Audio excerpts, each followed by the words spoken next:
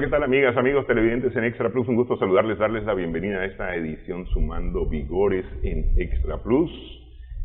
Continuamos abordando al principal prócer que tiene Nicaragua, el más reconocido y aceptado por los nicaragüenses, entre todos los próceres, entre los héroes, próceres y figuras importantes que tiene el país, reconocido además en la Constitución Política de la República, Rubén Darío, que es el orgullo de los nicaragüenses en Nicaragua y fuera de Nicaragua, razón por la que también se reconoce a este país, Rubén Darío.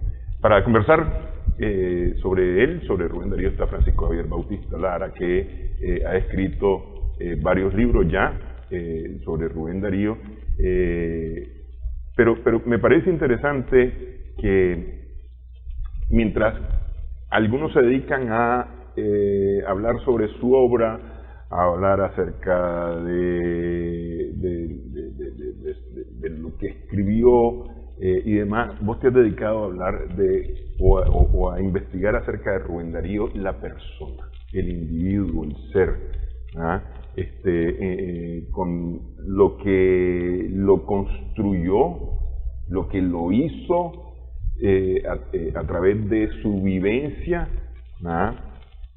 y lo llevó a ser el Rubén Darío que hoy conocemos, el Rubén Darío,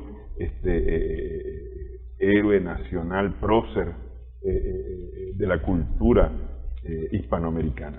Bueno, muchas gracias, Néstor, por estar aquí conversando sobre Darío, y muchas gracias a la audiencia que está interesada también en esta conversación que vamos a tener hoy. Para recordar al que José Coronel Urtecho llamó nuestro compatriota indispensable. Es decir, ser nicaragüense no es solamente haber nacido en este territorio, también a quienes asumimos esta nacionalidad nicaragüense, significa que también asumimos como este compatriota imposible de obviar, que se llama Rubén Darío. Y estamos precisamente en una nueva jornada donde estamos obligados a recordarlo y a hablar de él, y precisamente la jornada que va desde el 18 de enero, que es la fecha de su nacimiento, 1867, hace 155 años, y el 6 de febrero de 1916, hace 106 años, es la fecha de su deceso, o el paso a la inmortalidad, como decimos también. Es decir, ese periodo de tiempo de enero a febrero es un periodo donde reflexionamos sobre Darío. Pero yo creo que siempre es posible sacar reflexiones nuevas. Pero a propósito de esas dos fechas, porque es decir, esas dos fechas nos llevan a la efeméride, y entonces hablamos de la jornada dariana. Yo tengo años, y cuando te digo años, es decir, bastante años escuchando de la jornada dariana, de enero a febrero. ¿Es efeméride Rubén Darío? Es que Darío es un prócer de la independencia cultural.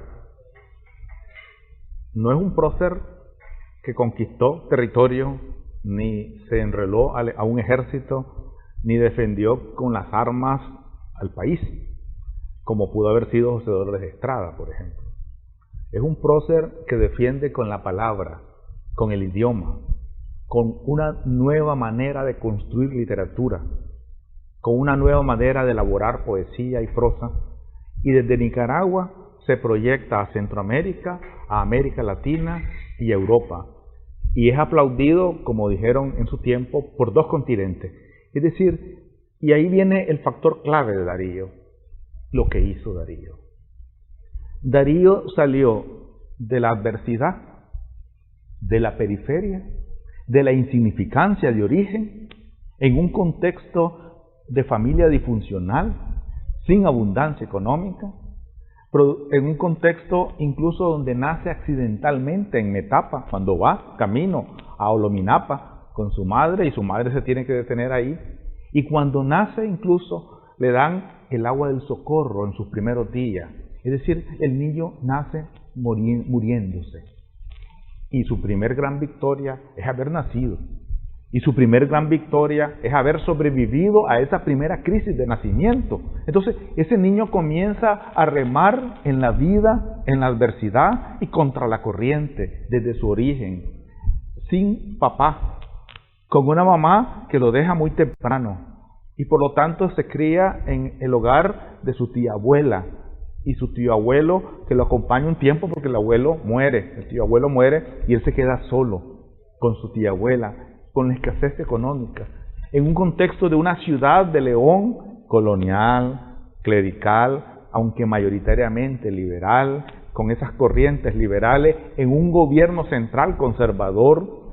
Han pasado apenas no más de 2 décadas desde la Guerra Nacional, de tal forma que las heridas y los traumas y los conflictos y las contradicciones generadas en la Guerra Nacional son frescas en el escenario donde él nace. Una ciudad universitaria donde hay una cierta efervescencia cultural, académica, política, liberal, unionista, incluso anticlerical, en una ciudad que es sede de la diócesis de Nicaragua y de Costa Rica antes. Entonces, está esos conflictos. Por lo tanto, Darío surge allí, en esos conflictos, en esas contradicciones, pero es la periferia. Es la periferia económica, política y cultural del mundo hispano, del mundo de la época. No nació en la cumbre, digamos, de Madrid o en las grandes esferas de Buenos Aires o de México. Es decir, su plataforma de arranque, de inicio, es muy baja. No está en la altura. Y entonces ahí viene el primer punto clave que no podemos olvidar de Darío y que yo trato de enfocarme, porque a veces es fácil decir, mira, este llegó alto, pero la pregunta es ¿de dónde vino? ¿De dónde salió? Claro. De tal forma que si llegó alto y vino de muy bajo, el trecho caminado, el trecho recorrido es arduo, es difícil y tuvo que sudar la gota gorda y tuvo que pagar costos extraordinarios, porque es fácil, si vos venís de la altura, llegar un poco más a una altura determinada, pues es un esfuerzo siempre y es un mérito, pero es mucho más fácil que habiendo salido de la llanura, llegar a la cima. Por eso es que me gusta siempre un libro biográfico que escribe un mexicano, Jaime Torres Bodet, que lo publica precisamente en los años 60 en ocasión del centenario del nacimiento de Darío, y él titula ese libro biográfico Abismo y Cima. Y me parece que esas dos palabras representan mejor a Darío que lo que tituló nuestro compatriota Alberto Torres cuando dice la dramática vida de Darío. Porque la dramática vida te plantea como un drama, pero un drama sin mérito. Así es, un drama que bien pudo haber empezado en el 9º piso para llegar al 10º.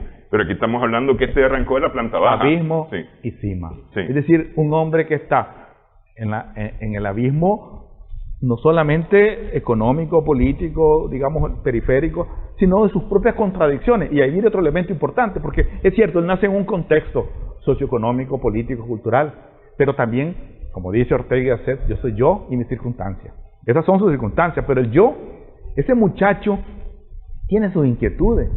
Y son los ímpetus de adolescente. Todos nosotros, los que somos adolescentes, los que fuimos adolescentes, los que todavía recordamos, sabemos perfectamente que la adolescencia tiene ciertos ímpetus, tiene ciertos desmanes, inquietudes, preocupaciones. Los niños y las niñas se vuelven rebeldes y comienzan a probar aquí y a probar allá y a vagar y quieren dispararse para cualquier cosa hasta que llega un momento en que ponen los pies sobre la tierra. Pero eso le pasa a todos los adolescentes. Y Darío era un adolescente. Y esa adolescencia ocurre en un escenario de escasez y de carencias. Y cuando me refiero de carencias, no me refiero solo a las carencias económicas, que son importantes, pero no son fundamentales. Me refiero a las carencias de afecto, a las carencias de familia, a esas carencias indispensables. Incluso el mismo autor, mexicano, Torres Bodet, dice, no hay nada peor, dice, que saber que tenés padres, o que existen, y que no podés contar con ellos. Es decir, no podés contar con su afecto. Darío no sabía que tenía padres en realidad. Bueno, él supone que tuvo que haber nacido de alguien. Pero no es que se murieron en un accidente de tránsito tus papás y se murieron cuando vos naciste. Bueno, te quedó el dolor, la angustia, pero sabes que no están. Pero en este caso él sabe que están. Y están en algún lado incierto que él no sabe. Sí, están pero no están para él. Entonces eso genera un vacío profundo. Y ahí viene otra contradicción interesante, digamos, que uno puede analizar en este tema.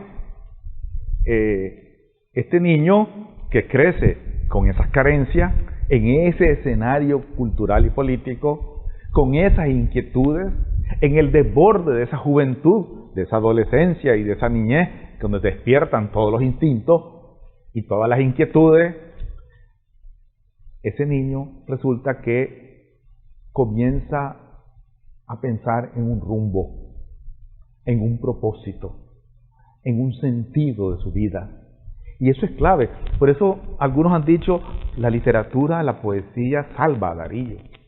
¿Qué pasa si Darío, en ese mundo de contradicciones y en ese alboroto desordenado de sus circunstancias, no encuentra un propósito, no define un rumbo, no apunta hacia un horizonte? ¿Qué hubiera pasado con Darío? Darío se hunde, Darío se vuelve cualquiera, es decir, todo su caudal de memoria, de inteligencia, se va a la basura. Hubiera sido Félix Rubén García Sarmiento nada más. Sí, hubiera sido un perfecto desconocido, sí, que se lo hubiera comido el tiempo y nadie se acordaría de él. Pero él, y eso es un aporte de él, ese es un compromiso de él, esa es una cualidad y un mérito personal, que en medio de ese, digamos, complejo escenario en el que está, él identifica un propósito. Y lo ve, y lo siente, y es la tabla de salvación de su vida. Y él se monta en él desde temprano. Entonces yo creo que aquí, y eso es un aprendizaje para todos los jóvenes actuales, y para los que no somos tan jóvenes, que siempre seguimos navegando en esta vida, tener un propósito es clave. Si tenés un propósito, y eso lo dice Frank Víctor, si tenés un porqué, encontrarás el cómo. Por eso te pregunto, es decir, es que yo siento que de alguna manera jornada ariana de enero a febrero todos los años es recordar a Darío entre enero y febrero y después pum pum, se acabó.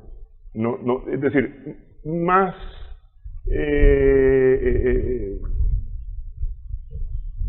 de Darío poco se dice entre marzo y diciembre. Bueno, mira, lo que pasa es que yo creo que es correcto, digamos, cuando alguien cumple años, siempre celebras el cumpleaños, ¿verdad? Sí. Eso es una manera de celebrar el cumpleaños y conmemorar una fecha. Pero es que, es decir, nos preocupamos por Darío entre enero y febrero, pero por ejemplo, y esa es una preocupación que tengo, y por eso estos programas sobre Rubén Darío, no lo conocemos a Rubén Darío. Es decir, además de Margarita, además de la marcha triunfal, de la Oda Roosevelt, y Azul, pero, y después, ¿qué? Entonces, y nos quedamos a veces solamente con eso, ¿me entiendes? Vos tenés razón, sí. Porque yo creo que en Darío hay que identificar como dos aprendizajes fundamentales.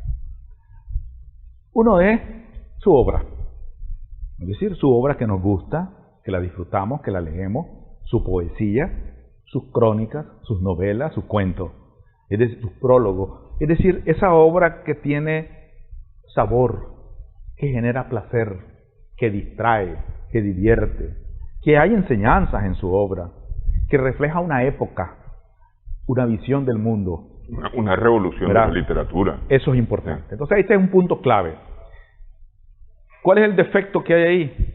Que nos limitamos a los 10, 15 poemas, 20 poemas más conocidos de Darío. Y los repetimos y obviamos muchas veces las crónicas, por ejemplo, que son abundantes y maravillosas.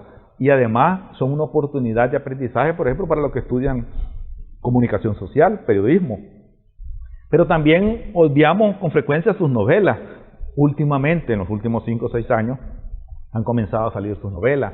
Y a veces no recordamos sus cuentos y no leemos sus cuentos. Entonces, el universo de su obra se restringe a un esquema muy simple de algunos poemas y algunas frases de poemas, porque no todo el poema completo a veces. Bueno, eso es un vacío que está en el aprendizaje nuestro. Yo creo que hay que abrir, y creo que se ha venido abriendo como política gubernamental en los últimos 5 o 6 años, esa gama de posibilidades que tiene la obra dariana. Ese es un punto. Pero el otro punto es Darío en sí mismo. ¿Cómo lo hizo ese Darío? Darío, la persona tan como vos y como yo. Entonces, eso nos acerca a él. Porque alguien puede decir, bueno, sí, pero mi oficio no es literatura. Por lo tanto, no me interesa la literatura. Ahora, ¿por qué va a ser malo que no te interese la literatura? Es que a mí me interesan las matemáticas, o los números, o la astronomía. Es decir, porque mi oficio, mi vocación, mi dedicación es eso, y yo leo libros de desarrollo personal, leo libros de matemática o de ingeniería, y entonces ese es mi enfoque.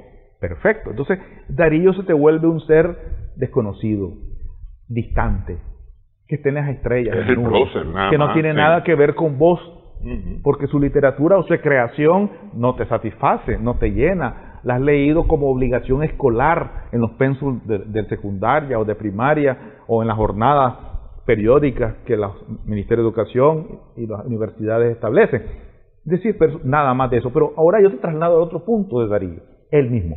Ok, vamos a hacer una pausa. En esta edición estamos conversando con Francisco Javier Bautista Lara. Regresamos en breve, Sumando Vigores.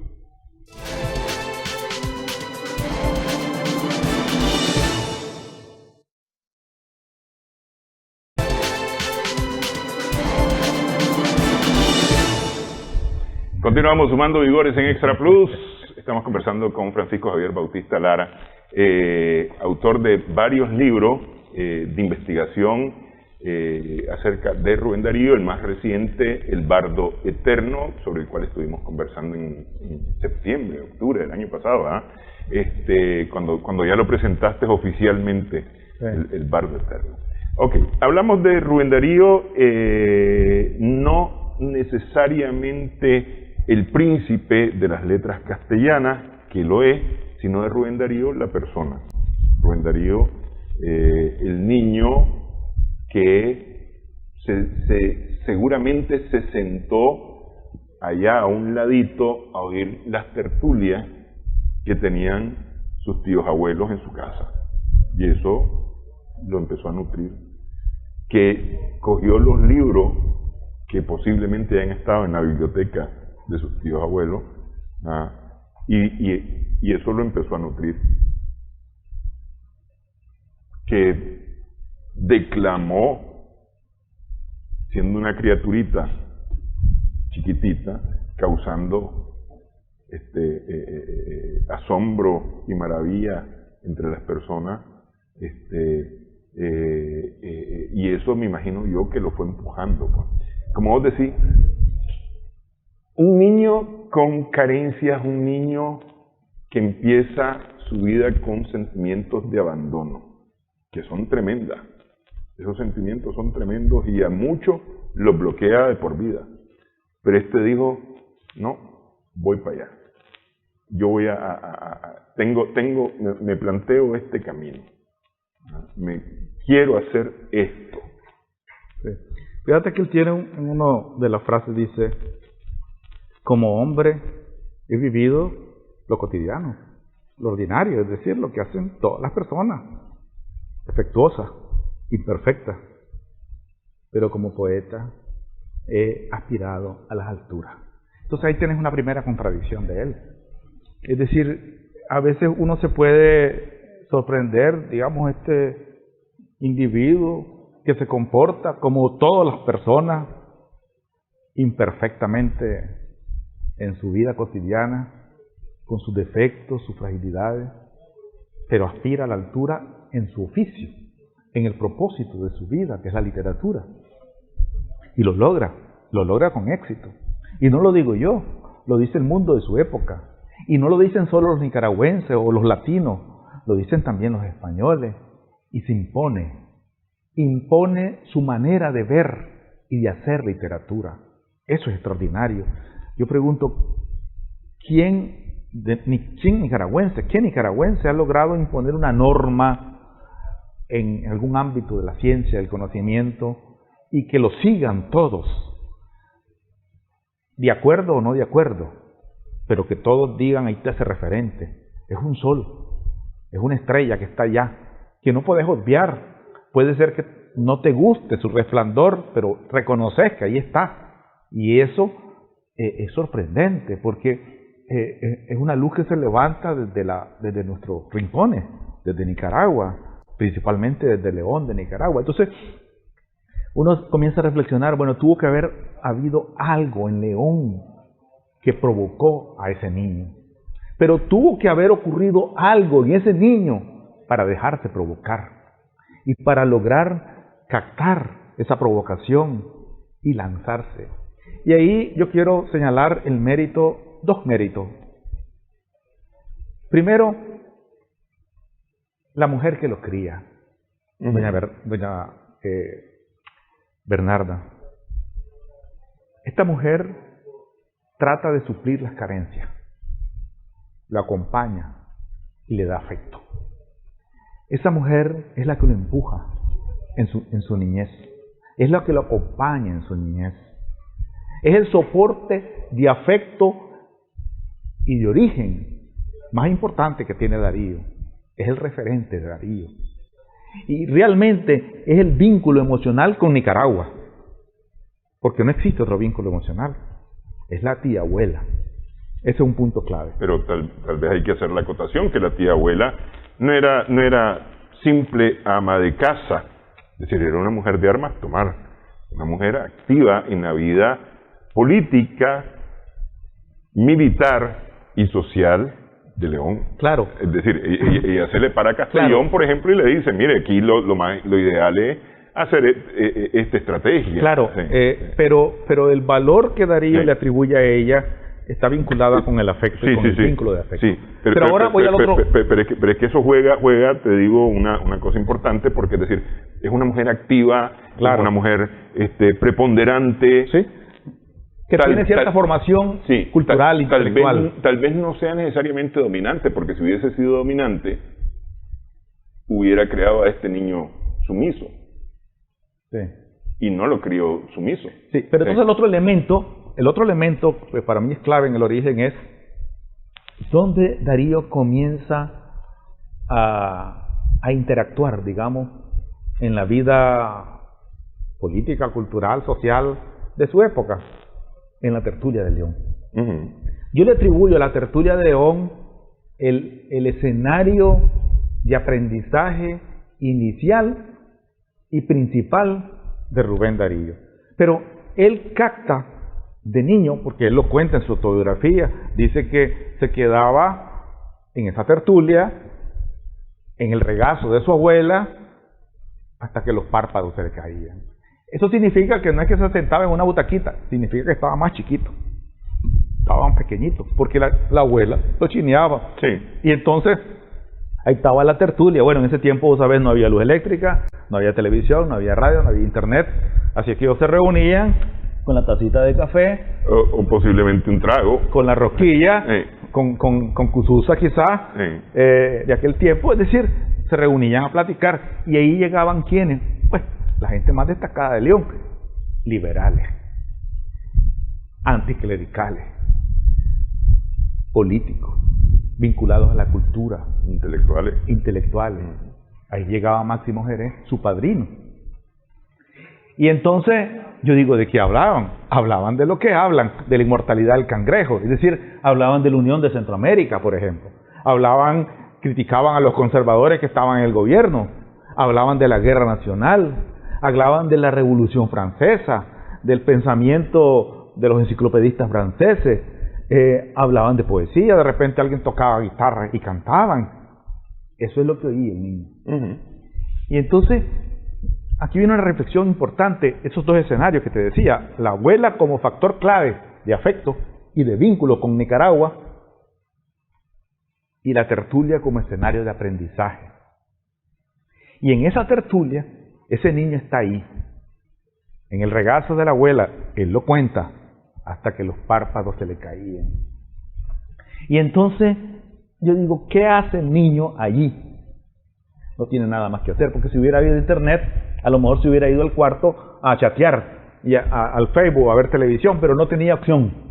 O se iba al cuarto a dormir, o se quedaba ahí escuchando lo que hablaba un grupo de viejos. Pero bueno, normalmente a los niños se les dice, estas son cosas de adultos, vaya para su cuarto. Sí, pero parece, por lo menos lo que él cuenta, parece que no le dijeron y que lo dejaron ahí. Y él se quedó ahí. Y entonces, ¿qué hace ese niño? Escuchar. Entonces, el primer aprendizaje clave, la puerta que abre el mundo de Darío, se llama escuchar.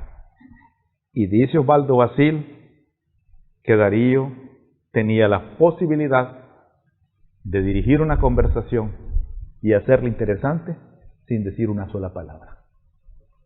Porque Darío nunca fue un orador, un hablador. Por eso es que siempre me gusta a mí la foto que pongo en esa portada, que es de 1915 de Nueva York. Ese Darío pensando, observando, escuchando. No es el Darío hablando, no es el Darío dando grandes discursos.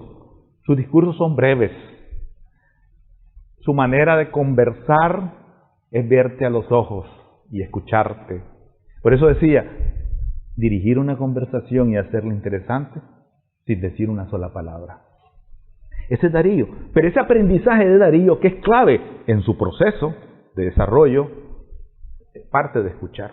Por eso yo digo que la pedagogía rubendariana, o sea, el camino para aprender que Darío siguió y elaboró él en su práctica, más allá de que si fuera consciente totalmente de ello o no, parte de la tertulia donde aprendió a escuchar. Y por eso es que no es el aula de clase el escenario principal de aprendizaje de Darío, es la tertulia. Es la tertulia de León, en primer lugar, donde comienza. Es la tertulia de Managua, donde estaba cuando vino a la Biblioteca Nacional. Es la tertulia de El Salvador, donde se encontró con Francisco Gavidia. Es la tertulia de Valparaíso, donde después produjo Azul. Es la tertulia de Santiago de Chile, de Madrid, de Barcelona, de Buenos Aires, de París. Es decir, es ese escenario el que Darío construye como su escenario de aprendizaje, donde hay 10, 20, no sé cuántos escritores que hablan, que opinan, que dicen lo que se dice. Pero más que su escenario, es su primer escenario, porque él tiene su segundo escenario es la biblioteca, es decir, los libros. Sí, pero ahí estaríamos al otro punto. Yo afirmo con eso que él escucha, la escucha, el principal instrumento de aprendizaje de Darío. Y le agrego un segundo, la observación, es decir, es un observador. Es un observador que lo demuestra, por ejemplo, en los ricos textos que escribe en las crónicas. Las crónicas están llenas de detalles. Para que un cronista sea bueno, tiene que tener detalles y tiene que tener la capacidad de observar y retratar en el texto lo que ve. Y Darío demuestra en su crónica esa destreza, ¿verdad? Y el tercer elemento clave es la lectura. Darío aprendió a leer y siguió leyendo siempre. Era devorador de libros. Y yo diría que en esa lectura están estos primeros dos elementos que mencionas, porque él sí pone atención a lo que está leyendo. Es decir, no es una lectura por lectura, es una lectura realmente comprensiva, ¿verdad?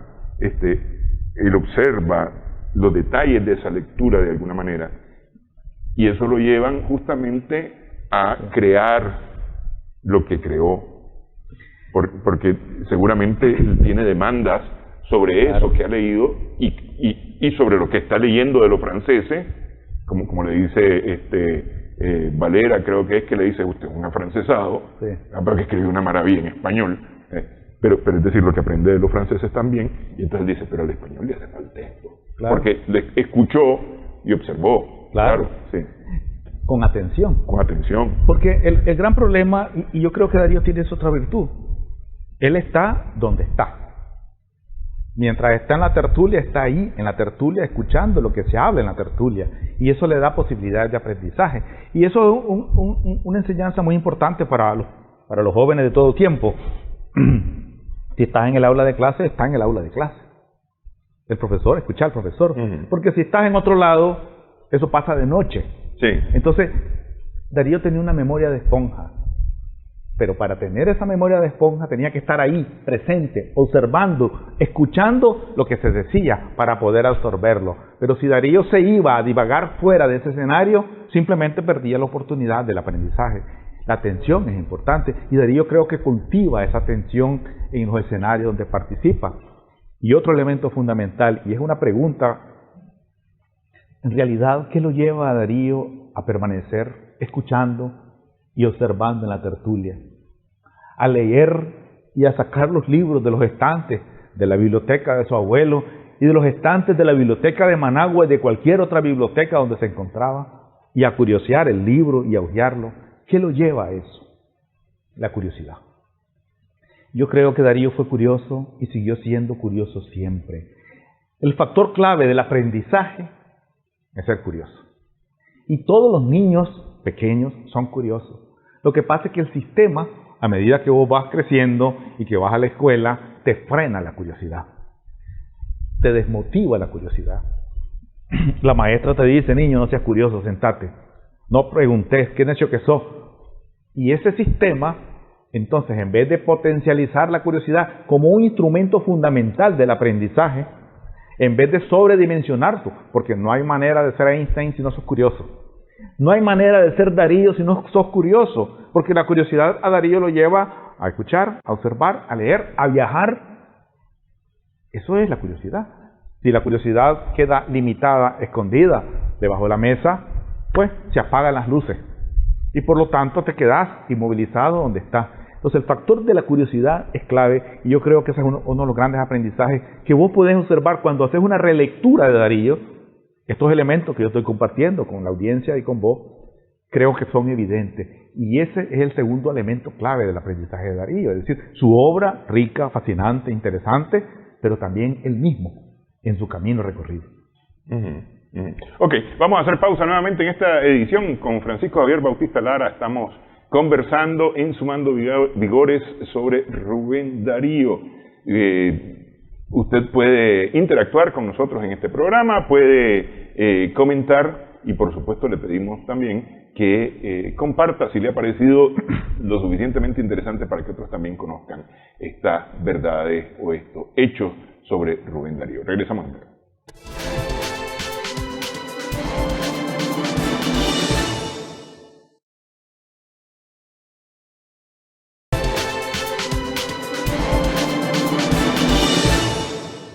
Seguimos en esta conversación en Sumando Vigores con Francisco Javier Bautista Lara acerca de Rubén Darío. Rubén Darío, la persona, Félix Rubén García Sarmiento, que se convierte en Rubén Darío para el mundo. Para doña Bernarda fue Félix Rubén seguramente, y cuando estaba brava lo haber llamado así, Félix Rubén, venga para acá. Félix Rubén le dice, lo aplazaron en la escuela. Hizo mal el examen, dice, con razón. Y la abuela lo llama y le dice, mira, tenés que ir a estudiar sastre. Hay que buscar un oficio que sea útil porque no diste nada en la escuela, es decir, estás mal. Y él reconoce que es cierto, o sea, se dedicó a vagar, se dejó el pelo largo, dice, a enamorar muchacha. Está hablando del muchacho, 13, 14 años, en el despertar de la adolescencia, y la abuela se molesta y le llama la atención, y el chaval no hace caso. Y entonces la escuela no es precisamente su espacio de atención principal, se aburre y anda ahí y él mismo cuenta que enamora a algunas muchachas que ya tenían novio, y los novios eran más fortachones que él, y él era, pues parece en ese tiempo delgado, pequeño, y no era muy bueno para pelear. Por lo tanto, los muchachos que él enamoraba a las novias, pues le pegaban algunos golpes y tuvo algunos sopapos pues que tuvo que soportar en ese escenario. Ese es el muchacho de esa transición de la niñez a la adolescencia, que le saca las canas a la viejita y la enoja seguramente. Pero ese muchacho ya tiene un propósito. Y él se da cuenta que su propósito no está vinculado a ese esquema educativo, que ese esquema educativo lo amarra, y su curiosidad va más allá de eso. Él se da cuenta que en los libros, o en las tertulias, o en el mundo que ve, hay otros espacios de aprendizaje claves. Y hay otra cualidad que yo quisiera insistir en Darío. A veces uno tiene propósitos Y ahí, pero al año siguiente ya cambiaste de propósito, se te olvidó el anterior. O cuando termina el fin de año, digamos, decís que vas a hacer ejercicio, que vas a leer, que vas a bajar de peso, que la comida. Bueno, estableces propósitos y resulta que al mes siguiente se te olvidaron y los tiraste a la basura. Un propósito requiere persistencia para que sea exitoso. No lo puedes estar cambiando cada mes, cada año. Y esa es otra virtud de Darío. Él dijo, quiero hacer esto, quiero hacer literatura, quiero crear literatura. Y él siente que esa es su misión, su motivo de existencia. Quiero innovar. Él tiene luces, imprecisas quizás, pero esas luces están ahí y le agitan su mente y sus emociones. Y resulta que eso lo mantiene toda su vida. Es decir, cuando él pasa la adolescencia, llega a los 20, no, él no cambia. No, ahora prefiero ser lo que sea. O ahora no, me voy a dedicar a otra cosa. No, él nunca cambia. Su propósito es obsesivo, persistente. La persistencia es una cualidad fundamental. La curiosidad te despierta las posibilidades de aprender, pero la persistencia te permite lograr lo que dijiste, lo que aprendiste, y entonces Darío es capaz de emprender. El emprender con éxito parte del aprender primero, pero eso que aprendes lo podés transformar y lanzar para provocar cambio. Y por lo tanto, emprender un camino que puede ser largo, pero un camino que en el caso de él fue su vida. Y aquí viene otro elemento importante, que reflexionando sobre él, Darío comienza a ascender en términos públicos, globales, con la publicación de Azul, en 1888. Esa es la primera plataforma de lanzamiento de Darío, donde se proyecta, gracias en parte al prólogo que le escribe Valera, y gracias a las opiniones que despierta de otros críticos, donde señalan que lo virtuoso de Darío son principalmente los cuentos, más que la poesía. Impacta los cuentos, impacta esa manera de escribir, esa narración llena de belleza, de fluidez, de soltura fresca. Bueno, estamos hablando 1888. Desde ahí, Darío no para de subir. Después tiene la oportunidad, como ya sabemos, de ir a Buenos Aires, publica Los Raros, publica Prosas Profanas, después publica El Canto Errante, ya va para Madrid, Cantos de Vida y Esperanza, y otra multitud de libros de crónicas, porque La Nación lo manda en 1900, digamos, en la exposición de París, y escribe después Tierras Solares, escribe Parisiense, escribe otra multitud de crónicas, aparte de que había escrito antes de Azul algunas cosas, pero que no habían visto la luz y la proyección que tuvo Azul. Entonces, si vos te fijas, de 1888, realmente su crecimiento llega, yo diría, quizás hasta 1912.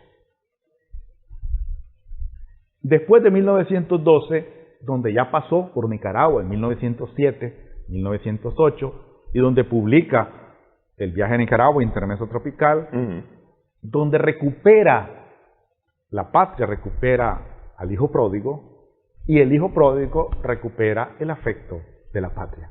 Ese es un hecho muy importante en la vida personal de Darío. Es el último encuentro que tiene con su abuela. Entonces, desde 1888 hasta 1912, cuando publica una de sus obras de crónica, Todo al vuelo, Darío inicia ahí, creo yo, el proceso de decadencia. Tiene la oportunidad de dirigir las revistas Mundial y Elegancia en París, y en 1914 el proyecto termina, porque estalla la Gran Guerra Europea o la Primera Guerra Mundial. Ahí es el principio del fin de Darío. ¿Por qué el principio del fin de Darío? Porque Darío se queda sin propósito. Y cuando vos perdés el propósito, perdés el sentido de la existencia. Y todo se te desborona.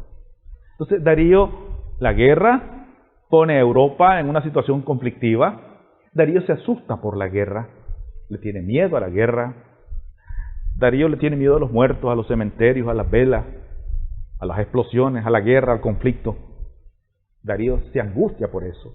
Darío es un pacifista convencido también. Pero justamente ese espíritu pacifista no se convierte también en un propósito de él a partir de 1914, porque tienes el poema Paz, está su alocución en Nueva York, abogando sí, por... Pero ese es un propósito circunstancial.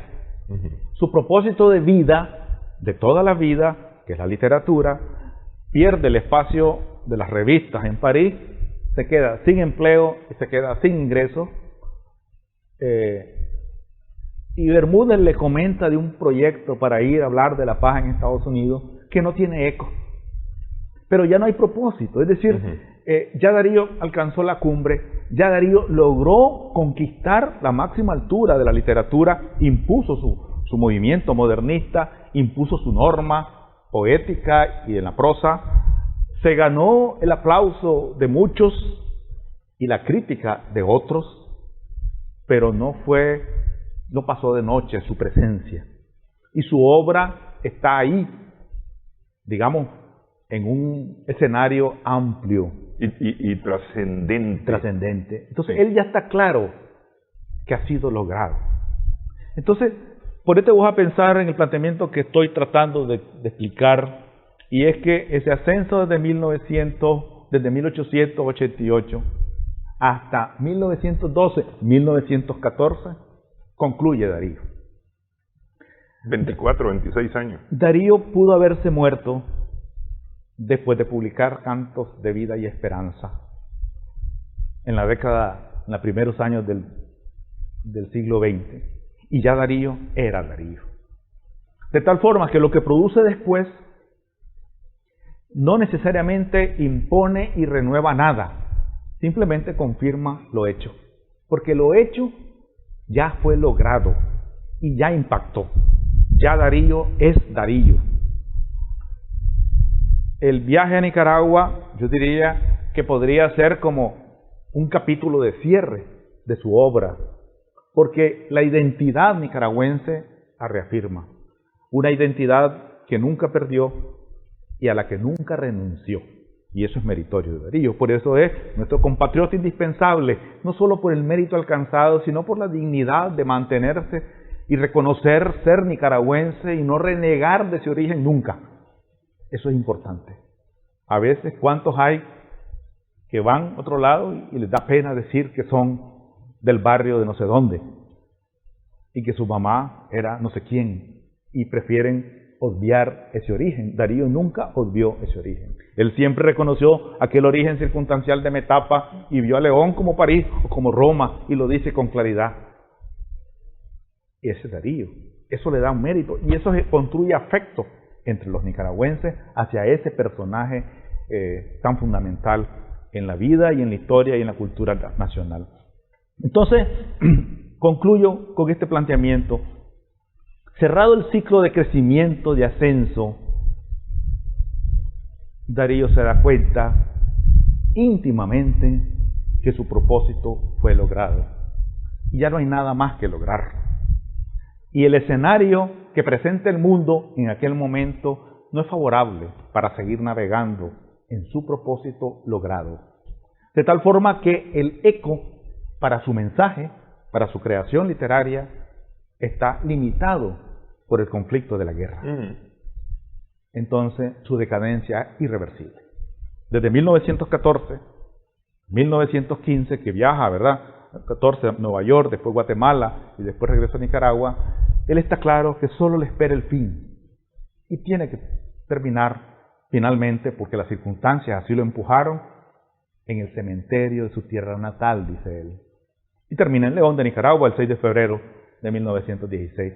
Entonces, mientras Darío tuvo un propósito, venció todas las adversidades y superó todos los obstáculos. Terminado el propósito, porque logró el propósito que había previsto, Darío concluye su motivo, su propósito, su fin en la vida y se deja vencer por las circunstancias. y muere a los 49 años de edad, como ya sabemos nosotros.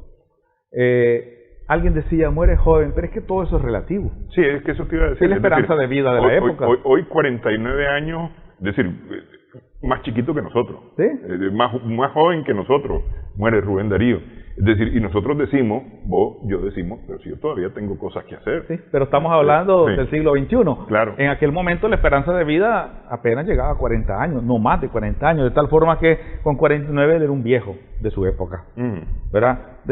Y eso es importante decirlo, pues, porque, claro, pudo haber vivido más, sí, había gente que vivía más, pero la esperanza de vida, el promedio de vida de aquellos momentos fines del siglo XIX, principios del XX, pues no llegaba a 40 años, ¿verdad? Todavía en los años 60, fines del 50, la esperanza de vida apenas llegaba a los 50 quizás.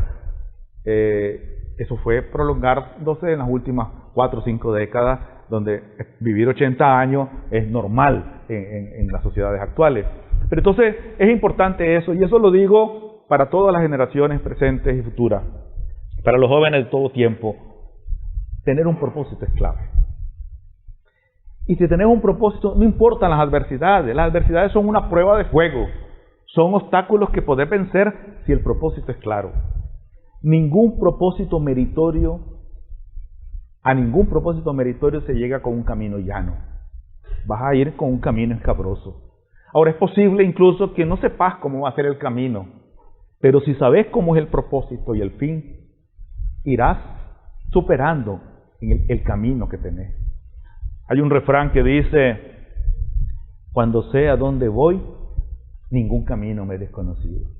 Y yo creo que Darío tenía esa convicción. Es una convicción mental, pero también emocional.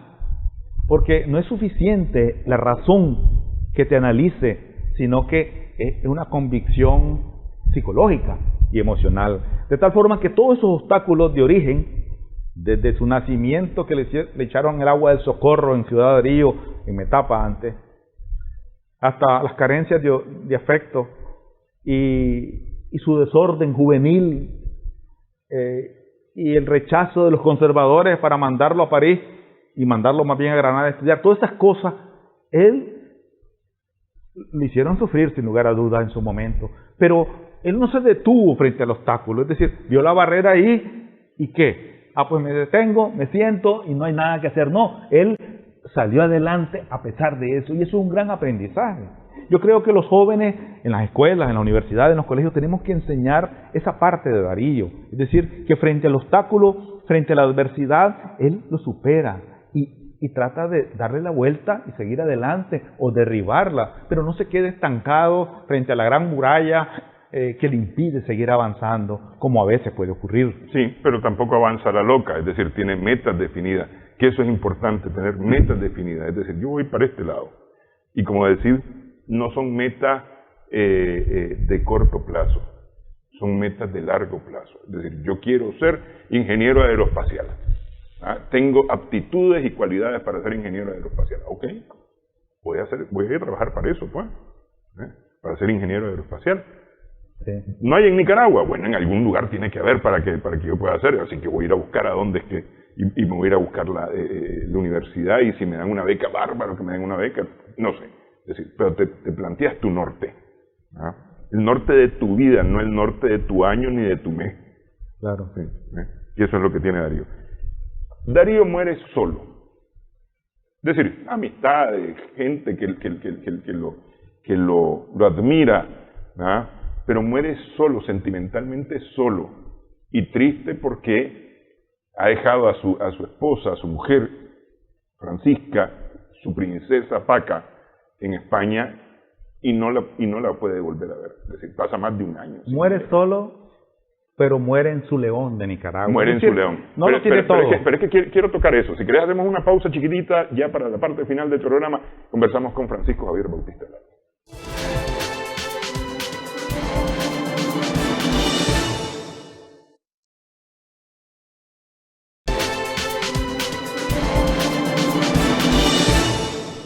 Seguimos sumando vigores en Extra Plus. Se queda solo Rubén Darío en sus últimos días. Es decir, el 16 de febrero es inevitable. Él está enfermo, de todos modos él está enfermo. El 6 de febrero. Perdón, el 6 de febrero. Él está enfermo, de todos modos. Es decir, va a morir. Pero muere solo. Además, eso supongo yo que contribuye el hecho de un propósito que ya no está, que lo decíamos en la conversación, que eso te da vida. Los propósitos te dan vida. Mira, él muere, yo diría, con dos satisfacciones. Con la satisfacción del deber cumplido, digamos así. Logró lo que había dicho que iba a hacer. Eso es una satisfacción, es decir, él sabe que hizo. Él sabe que alcanzó las alturas de la literatura. Él lo sabe, es consciente de eso. No es que no se da cuenta, es que ya sabe, ya se dio cuenta. Pero hay otro elemento en el cementerio de su tierra natal, en León de Nicaragua. Yo te aseguro que esos dos elementos generan cierta satisfacción en su decadencia, irreversible. Él sabe que el fin está ahí y está aterrado por la muerte. Pero tiene esos dos elementos que de alguna forma disminuyen ese terror frente a lo irreversible. Indudablemente no está Francisca Sánchez ni está Huicho, su hijo pequeño. Pero él está consciente que ya no puede hacer nada. Está impotente ante esas realidades. Y está ahí Rosario Melina, su primera esposa, su segunda esposa, pero además la esposa de la que nunca se divorció. De la que nunca pudo divorciarse. Sí, pero también hay un factor importante. Fíjate, cuando él está en Guatemala, en mayo del 2015, de 1915, ella llega a Guatemala. Y lo acompaña a él prácticamente desde mayo, junio, julio, agosto, septiembre hasta noviembre. Ella está ahí cuidando al enfermo, convaleciente. Y Darío es un enfermo difícil, desobediente, refunfuñón, me imagino yo, con su carácter y temático. Y ella está ahí, acompaña al enfermo en los últimos 4 o 5 meses de su vida en Guatemala, y después es la que lo trae a Nicaragua en el barco, a León, donde finalmente concluye su vida. Eso también es importante, es decir, es la esposa que reclama el derecho de esposa, ¿verdad? Y está con él ahí, y de alguna forma eso genera en él cierta gratitud, porque era su pasión de adolescente. Pero esta con mujer. todo y todo, es decir, hoy dicen que era la tóxica. Pues depende del lado que lo veas. Por ejemplo, aquella novela que escribe La Princesa Paca, bueno, es un texto que se escribe desde la visión de Francisca Sánchez. Pero si le hubiéramos pedido a Rosario Melina que escribiera desde su visión, es decir, tenés una realidad, tenés la esposa y tenés la amante, la compañera de su vida. Pero no en balde quería divorciarse de ella. Y no en balde Zelaya apoya el divorcio. Claro, es decir, pero tenés conflicto. Pero esa mujer es la pasión de su vida, de adolescente. Pero es la nicaragüense, que es la esposa. Y es la que garantiza que él venga aquí a concluir su vida. Porque si no hubiera existido esta mujer, las circunstancias quizás hubieran sido otras. Es decir, él se hubiera quedado, digo yo, en Barcelona quizás, porque su fin era irreversible. Sí, es decir, entonces, regresa a Nueva York, España, ¿no? Aquí tenés una realidad de su vida tal y como él la vivió, como él la construyó, generando afectos y conflictos e intereses y todo lo que vos querrás, pero tenés también una mujer que es su esposa oficialmente y que es nicaragüense, y tenés su compañera, a la cual también quería, y a lo mejor la quería a las dos. Una con su carácter más fuerte y la otra más sumisa, una campesina a la cual había enseñado a leer y escribir, que está allá y que seguramente quiere, pero también, pienso yo, que también construye un afecto y una gratitud a esta que está aquí y le acompaña en sus últimos momentos. Es muy difícil comprender a veces esas complejidades difíciles y enredadas, digamos, de las emociones de Darío. Pero yo creo que sin lugar a dudas, la satisfacción de haber alcanzado el propósito que se había propuesto y la satisfacción de estar en su León de Nicaragua en los últimos días, incluso haber visto la gritería del 7 de diciembre de 1915 en León, de Nicaragua, una gritería que a él le llenaba de satisfacciones, y haber pasado la última Navidad en Managua de 1915 con los villancicos y con esas cosas que a él también lo llenaban de emoción, porque Darío era un niño, y aunque era grande y viejo, seguía siendo un niño y se emocionaba con esas canciones y con esos misterios y con esas anécdotas y esas cosas de Navidad y las luces y los colores y esas cosas de Navidad. Ese es el espíritu de niño de Darío que nunca perdió. Un niño grande, un niño viejo que seguía pensando y sintiendo como niño, muy sensible, sensitivo, a veces despistado desde el punto de vista del hombre calculador. No era calculador, era muy franco. Si hay un alma sincera, dice, esa es la mía. Ese es Darío. Yo creo que podemos aprender mucho de eso y seguir las pausas para lo que nosotros querramos hacer sobre este nicaragüense compatriota indispensable. Bueno, quiero agradecer, Francisco Javier. Me quedo con que Darío es un ser extraordinario, pero tan común como cualquiera de nosotros. Sí, correcto. Con sus propósitos, con sus metas claras y además dispuesto a llegar a sus metas, a cumplir con sus metas. ¿Ah? Esforzado para cumplir con sus metas. Pero muchas gracias. Gracias, Francisco Javier. Gracias a nuestras amigas, amigos televidentes también por su sintonía en esta edición, sumando vigores en Extra.